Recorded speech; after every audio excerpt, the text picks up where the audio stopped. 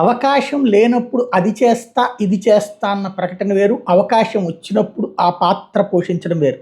ఇప్పుడు తాజాగా చంద్రబాబు గారు పోషిస్తున్నటువంటి పాత్ర అదే. బీసీల అభ్యున్నతి మేమింత చేశాం అన్నటువంటి పాయింట్లని జనం ప్రాక్టికల్‌గా చూస్తారు. అయితే అందులో సక్సెస్ ఉంటాయి, ఫెయిల్యూర్ ఉంటాయి. జగన్మోహన్ రెడ్డి అనేక మంది బీసీలకి కింద స్థాయి నుంచి పదవులు ఇచ్చారు. కానీ ఆ బీసీలే దెబ్బతీశారు. అంటే తనను నమ్మలేదు.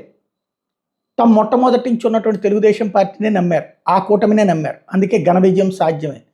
అయితే ఇప్పుడు బీసీలకు సంబంధించి తను ఇచ్చే ఛాన్స్ ఏంటో నిరూపించి చూపించారు చంద్రబాబు. ఎలాగా అంటే మోడీతో పాటు మంత్రివర్గ ప్రమాణ స్వీకారానికి ఇద్దరైతే ఇందులో రామ్మోహన్ నాయుడు, పెమ్మసాని చంద్రశేఖర్ పేరు. ఒకటి బీసీ సామాజిక వర్గం, ఒకటి కమ్మ సామాజిక వర్గం.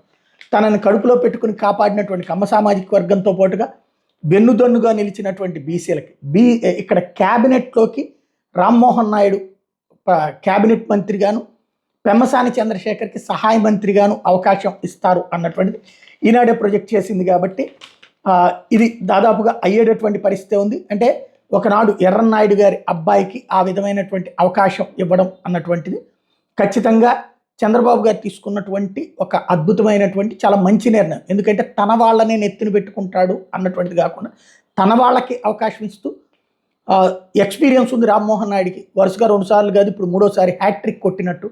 అదే సందర్భంలో భాషల మీద పట్టుంది. ప్రతిపక్ష పాత్రలో కూడా అద్భుతమైనటువంటి ప్రదర్శించినోడు. ఎలాంటి ప్రలోభాలకు లొంగి పార్టీ మారినటువంటి వాడు. అదే ఇక్కడ ప్రత్యక్షమైంది.